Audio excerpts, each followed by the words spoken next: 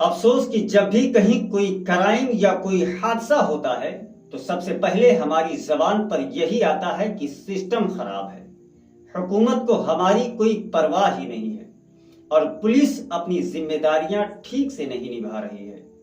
लेकिन इस सिस्टम और हुकूमत पर इल्जाम लगाने से पहले जरा एक लम्हे के लिए आप अपने दिल पर हाथ रखिए और मुझे सच सच बताइए कि क्या हम खुद अपने आप में ठीक हैं।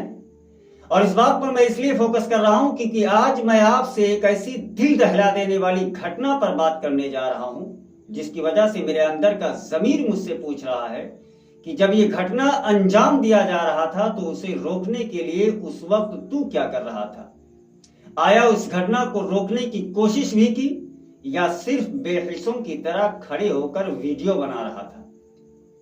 लेकिन सबसे पहली बात तो आप ये जान लीजिए कि इस पूरे हादसे का ताल्लुक बिहार के उस अररिया फारबिसगंज से है जहां दिन दहाड़े खुलेआम एक चौराहे पर एक शख्स ने दूसरे शख्स का गला काट दिया और पब्लिक खामोश खड़ी बेहिस्सों की तरह वीडियो बनाती रही। जी हाँ दोस्तों, आपने बिल्कुल ठीक सुना, क्योंकि वाकई आज से तकरीबन एक हफ्ता पहले अररिया फारबिसगंज के एक चौराहे पर रवि चौहान नामी एक शख्स ने नबी हसन नामी एक व्यक्ति का निहायत ही बेदर्दी के साथ गला काटकर जमीन पर रख दिया, जहां उसके शरीर से बेतहाशा खून बह रहा था और मरने वाला दर्द और तकलीफ से तड़प रहा था। मगर अफसोस कि लोग वहां मौजूद रहकर भी उसे बचाने के बजाय उसकी मौत का तमाशा देखते हुए वीडियो बनाने में मसरूफ रहे। मोबाइल निकाला, जूम किया, फोकस किया और अच्छे जाविये ढूंढे, लेकिन किसी दो चार ने भी आगे बढ़कर कातिल का हाथ नहीं पकड़ा और उसे रोकने की कोशिश नहीं की। इसलिए अब अगर मैं आपसे पूछूं कि अगर उस चौराहे पर मौजूद सिर्फ दो चार लोग भी चीखते और चिल्लाते हुए आगे बढ़ जाते तो क्या कातिल इस कत्ल को मुकम्मल तौर पर अंजाम दे पाता? तो यकीनन आपका जवाब होगा हरगिज नहीं।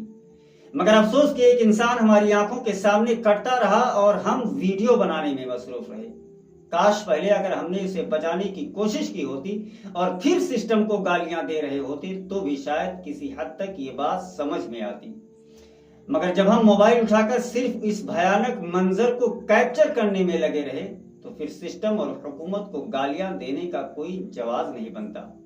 इसलिए आज रवि चौहान और नबी हसन का यह हादसा हमें बताता है कि जरूरी नहीं कि हर बार कसूर सिस्टम का ही हो, बल्कि कभी कभी कसूरवार हम खुद भी होते हैं, क्योंकि सिस्टम और हुकूमत भी हम और आप जैसी जनता से मिलकर ही बनता है। लेकिन जब हम खुद अपने आप में ही बेहिस हो जाएं तो फिर कौन सा सिस्टम और कौन सी पुलिस हमें बचाने आएगी? इसलिए उम्मीद है कि आज के बाद हम जब भी किसी जुर्म का मंजर देखेंगे तो पहले इंसान बनेंगे, पहले आवाज लगाएंगे, पहले जो भी हमसे पॉसिबल होगा मदद करने की कोशिश करेंगे, फिर वीडियो बनाएंगे। क्योंकि वीडियो तो बाद में भी बनाई जा सकती है, लेकिन एक बार अगर किसी इंसान की जिंदगी उसके हाथ से निकल गई तो उसे दोबारा वापस नहीं लाया जा सकता। इसलिए ये वीडियो हर उस शख्स को जरूर भेजिए जो सिर्फ और सिर्फ सिस्टम और पुलिस को ही कोसता रहता है, मगर खुद कभी इंसानी जानों को बचाने के लिए प्रैक्टिकली किसी मैदान में नहीं उतरता। मगर याद रहे, जब जब ये कहानी दोहराई जाएगी तब तब ये सवाल भी दोहराया जाएगा कि रवि चौहान और नबी हसन मर्डर केस में कौन था असली कसूरवार, सिस्टम या समाज? बहरहाल कसूरवार कोई भी हो, लेकिन एक बात तो तय है कि काश अगर रवि चौहान ने नबी हसन का गला काटते वक्त अपने परिवार, अपने घर वालों के बारे में एक बार भी सोचा होता तो शायद आज रवि चौहान और नबी हसन दोनों ही जिंदा होते। मगर अफसोस कि न तुम सदमे हमें देते, न हम फरियाद यूं करते, न खुलते राज सरबस्ता, न यूं रुसवाइयां होती।